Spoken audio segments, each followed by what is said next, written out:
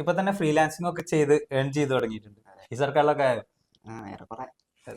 Farooq hash style വന്നിട്ട് ഇപ്പോൾ ഏകദേശം 2 മാസത്തോളം വരെ അല്ലേ?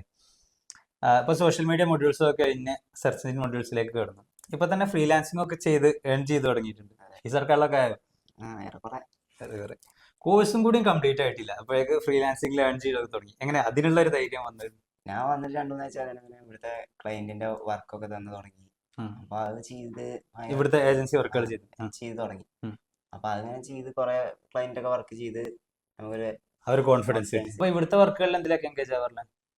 ഇവിടെ മെയിൻ ആയിട്ടും ക്ലയന്റിന്റെ ആഡ്സ് ചെയ്യുക, അവരുടെ പേജ് മാനേജ് ചെയ്യുക, അവരുടെ കണ്ടന്റ് കലണ്ടർ ഒക്കെ ക്രിയേറ്റ് ചെയ്യുക, അങ്ങനെയൊക്കെ ചെയ്ത്. പിന്നെ ഇവിടെ ഭയങ്കര സപ്പോർട്ടീവ് ആണ്. ഇപ്പൊ ഒരു ക്ലയന്റിന്റെ മീറ്റിംഗ്സിലാണെങ്കിലും അവർക്ക് വേണ്ട പ്രൊപ്പോസൽ ഒക്കെ ഉണ്ടാകാനാണെങ്കിലും നമ്മൾ അതിലൊക്കെ എൻഗേജ് ചെയ്യുക. ഫറൂഖ് +2 കഴിഞ്ഞിട്ടാണല്ലോ അല്ലേ ഇങ്ങോട്ട് ജോയിൻ ചെയ്തത്? അപ്പൊ ഇനി എങ്ങനെ ഫ്യൂച്ചർ അക്കാദമിക് പ്ലാൻസ് ഒക്കെ എങ്ങനെയാണ്?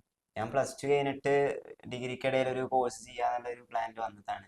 അപ്പോൾ ഇതിന്റെ സ്കോപ്പ് ഒക്കെ നോക്കിയപ്പോൾ ഇതന്നെ ഒരു കരിയർ ആക്കാന്നാണ് ഞാൻ ഉദ്ദേശിക്കുന്നത്. ഓക്കെ. ഒരുപാട് ഇൻസ്റ്റിറ്റ്യൂട്ടിൽ അന്വേഷിച്ചിട്ടായിരിക്കും നിങ്ങൾ എന്തായാലും ഹാഷ് സ്റ്റൈലിനെ ചൂസ് ചെയ്തിട്ടുണ്ടാവുക.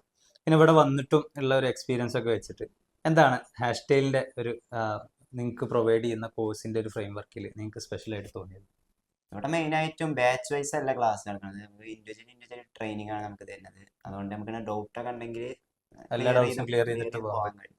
ഇപ്പൊ നമ്മൾ സംസാരിച്ചത് ഹാഷ് സ്റ്റൈലിൽ ഒരു സ്റ്റുഡൻറ്റുമായിട്ടാണ്. അവൻ്റെ ഹാഷ് സ്റ്റൈൽ സ്റ്റോറീസ് നമ്മളോട് ഷെയർ ചെയ്തു. അതുപോലെ അവൻ ഫ്രീലാൻസിംഗ് ഒക്കെ സ്റ്റാർട്ട് ചെയ്ത് ഏൺ ചെയ്തതിനെ പറ്റിയൊക്കെ നമ്മളോട് സംസാരിച്ചു. സത്യത്തിൽ ഇത് അവന്റെ കേസിൽ മാത്രമല്ല, ഹാഷ് സ്റ്റൈലിൽ വന്നിട്ടുള്ള എല്ലാ ട്രെയിനീസും അവരുടെ ട്രെയിനിങ് കംപ്ലീറ്റ് ചെയ്ത് അവരൊരു ജോബ് സീക്ക് ചെയ്യുക എന്നുള്ളതിന്റെ അപ്പുറം ഒരു ഫ്രീലാൻസിങ് പ്രൊജക്ട് എടുക്കുമ്പോൾ ഒരു ക്ലൈന്റിനെ പിച്ച് ചെയ്യുന്നതും ആ ക്ലൈന്റിനെ ക്ലോസ് ചെയ്യുന്നതും ആ ക്ലൈന്റിന്റെ വർക്കുകൾ ഓൺബോർഡ് ചെയ്യുന്നതൊക്കെ അവർ സെൽഫായിട്ടാണ്. അപ്പൊ അത്തരത്തിലൊരു സെൽഫ് എംപ്ലോയിഡ് ആയിട്ട് ഈ മാർക്കറ്റിൽ എക്സിസ്റ്റ് ചെയ്യാൻ വേണ്ടിയിട്ട് നമ്മുടെ സ്റ്റുഡൻസിനെ പ്രിപ്പയർ ആക്കുക എന്നുള്ളതുകൊണ്ട് തന്നെ അവരൊരു മിനിമം ഒരു 3 ക്ലയൻസ് എങ്കിലും ഓൺബോർഡ് ചെയ്തതിന് ശേഷം മാത്രമാണ് അവരിവിടുന്ന് ഹാഷ് സ്റ്റൈലിന് പോകാറുള്ളത്.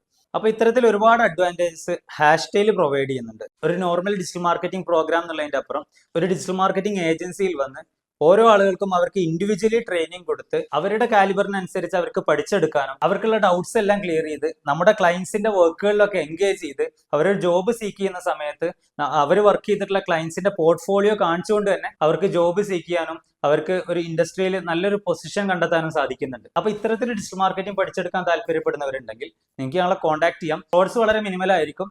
അവൈലബിലിറ്റിക്ക് അനുസരിച്ച് നിങ്ങൾക്ക് ജോയിൻ ചെയ്യാൻ വേണ്ടി പറ്റും.